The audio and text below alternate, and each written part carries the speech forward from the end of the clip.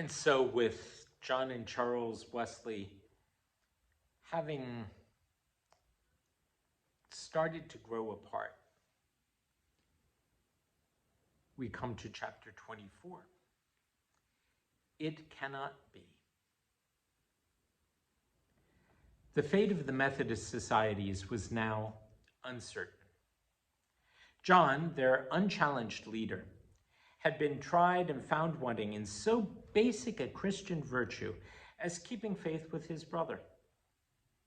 Charles, the second in command, was criticized for the cruel way in which he had punished John's sin, even though the purity of his motive was unquestioned. As always, Charles needed someone to look up to, someone to guide him. In Epworth, it had been one of his parents, at Westminster, Samuel, at Oxford, in Georgia, John, again at Oxford, Peter Bowler, in their joint evangelism, John once more.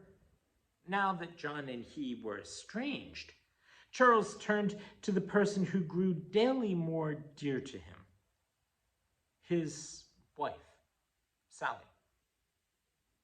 Charles delighted now in putting himself under Sally's direction. He began to call her dearest partner and to consult her before he took any step.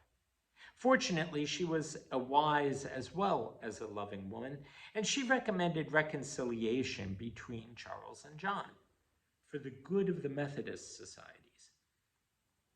Since John had chosen to go on his way, evangelizing as if there had been no trouble at all, it was comparatively easy for Charles to do the same.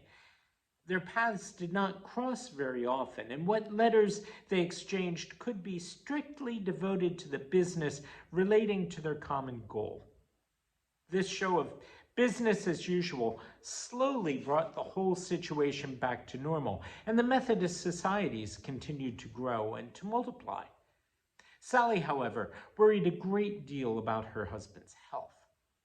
She knew how hard the constant traveling and field preaching was on him, for he never let weather interfere with his mission. She began to talk of his giving up itinerant preaching in favor of staying in Bristol and carrying on his gospel spreading from the pulpit there. "You can leave the traveling to younger men," she said. "What else are you training them for?" Charles had to think about that before he could answer. He and John, between them, had established Methodist societies throughout the length and breadth of Britain, just as they had planned. The societies were full of eager young people, both men and women, who were delighted to spread the gospel farther afield. "I worry only because the young people seem so ready to call our way of life the new religion," Charles said. "They feel no real loyalty to the Church of England, but only to the society of people called Methodists." Such evidence of the possibility of separation from the Church of England greatly bothered Charles. Every time he heard talk of such a schism, he objected. "The societies are necessary," he insisted, "only as a means of nourishing and sustaining the life of the Spirit. I am sure God is working through them to bring renewed strength to the established church." Charles's love for the church amounted almost to adoration. It stemmed from childhood days when he was proud to be the son of one of God's spokesmen, happy in the forms and ceremonies he had learned at St. Andrew's Church. It had been reinforced by the years at Westminster, where the great gray abbey had regulated his hours. He would not tolerate any talk of the founding of a separate sect. He considered it blasphemous. The hymns that he wrote during these years stress over and over and over his deep love for the Mother Church and his distress at talk of leaving her. Yet this topic was not the only point of trouble between Charles and the Methodist societies. Another major problem was the influence of Moravianism among them. Charles, of course, thought highly of the Moravian religion. He knew that without Peter Böhler, he might never have been brought to see the light. He had indeed accepted Peter's doctrine of instant salvation, promising the condemned men in Newgate that even if in your last hour you repent and believe, God will have mercy. There was, however, one point on which the Moravians and the Wesleys could not agree.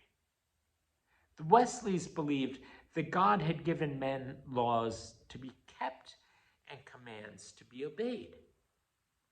And it was up to them to follow the laws while they were waiting for God's grace. The Moravians believed it was of no consequence what men did or left undone.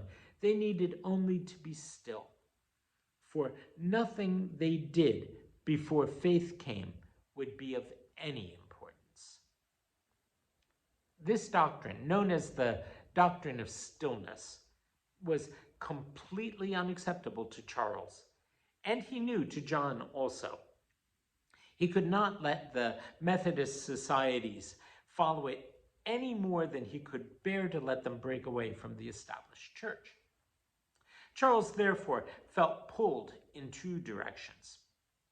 On the one hand, he wanted to make sure the societies did not stray off the path on which he wished them to go.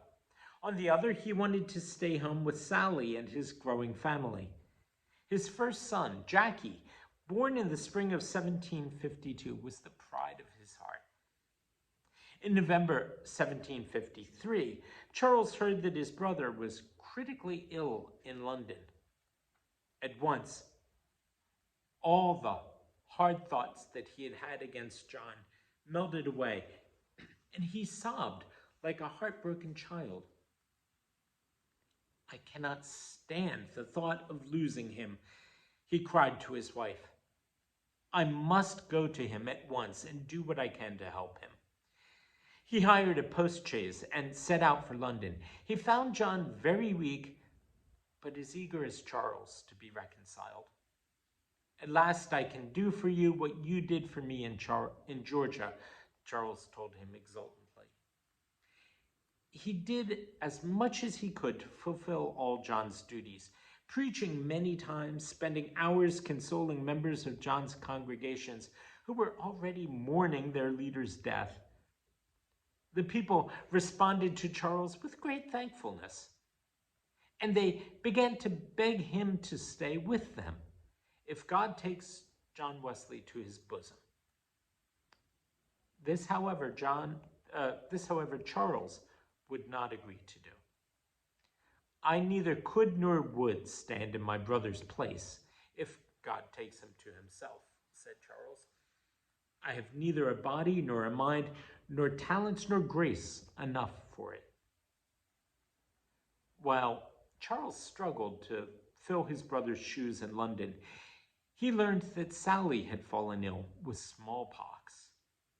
He was almost beside himself with shock, but he knew that he had to be a rock now for both patients to cling to. Back and forth he traveled between London and Bristol. From his heart poured some of his best poetry ever, as he tried to prepare himself for the loss of both his loved ones. "Father, I stretch my hands to thee, no other help have I. If thou withdraw thyself from me, whither shall go I?" Both Sally and John recuperated from their illnesses. Just as Charles was rejoicing, he received another blow. His beloved little son, Jackie, caught smallpox from his mother and died. How Charles regretted now that he had not taken Sally's advice to leave itinerant preaching to younger men. He had been home so little with the child that he had not dared show him the great love he felt for fear that he would bewilder the boy. This regret he poured out in a poem on the death of a child.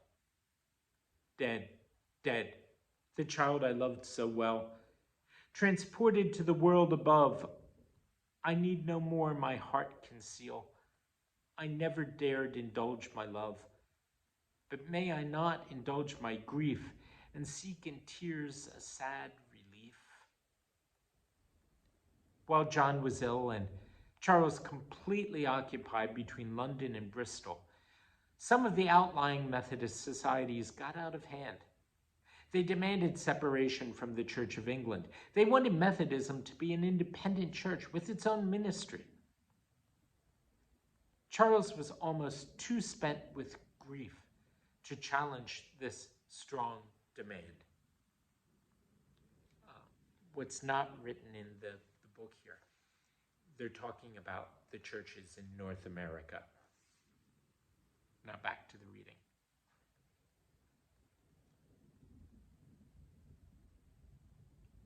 It cannot be, he said to John in bewilderment. Methodism is not an independent religion. It is just God's means of reinforcing the spiritual life. It can be, said John. Indeed, it may have to be, Brother Charles. Charles shook his head unbelievingly. It cannot be, he said again. Hoping to hold back the tide of change, he wrote to each of the ministers of the rebelling churches, I love thee from my heart. Yet rather than see thee a dissenting minister, I wish to see thee smiling in thy coffin.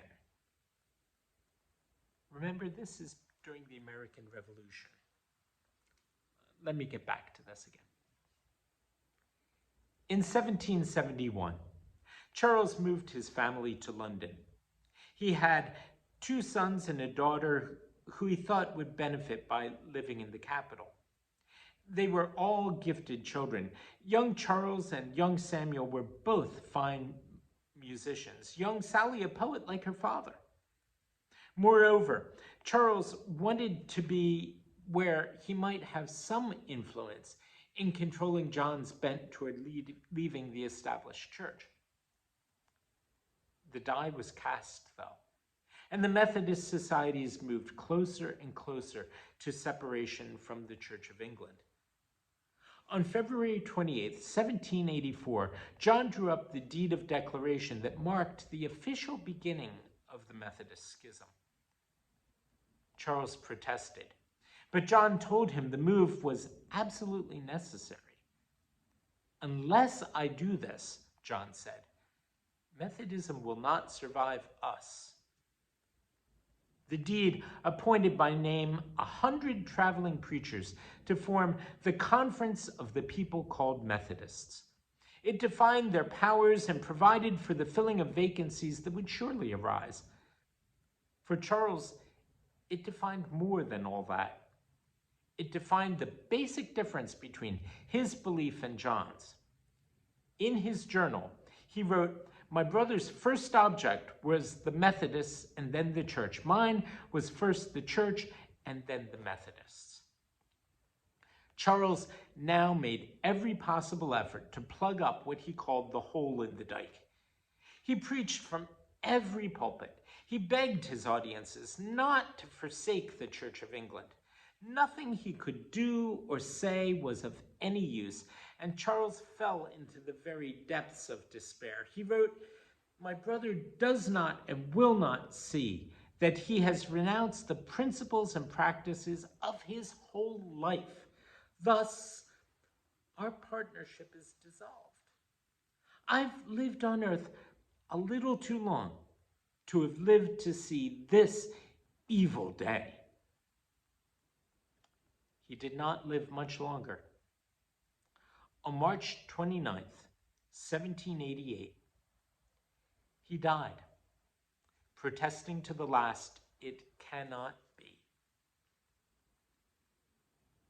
By his own choice, he was buried in hallowed ground in the old churchyard of St. Mary-le-Bon, and his pall was carried by 8 clergymen of the Church of England. His brother John was not in London at the time. 2 weeks later, however, John Wesley held a memorial service for his brother in the Foundry Chapel. He mounted to the pulpit, holding his head proudly high. He announced the hymn, one of Charles's most beloved. Come, O thou traveler unknown, whom still I hold but cannot see. My company before is gone, and I am left alone with thee. According to custom, John started to read the first stanza aloud, and when he reached the lines, I'm left alone, he could not go on. Tears streamed down his face, and he cried uncontrollably. In the pews below him, everyone else was crying too. They were overcome by the combined emotions of pity and grief. They cried for the old man left alone, and for themselves deprived of their sweet singer. The sweet singer was indeed gone. But he left behind him over 6,000 songs for Methodists, indeed for all the world to sing.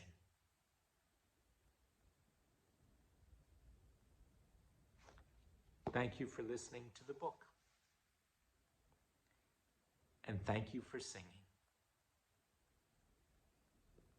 See you with a new series tomorrow. Sleep well.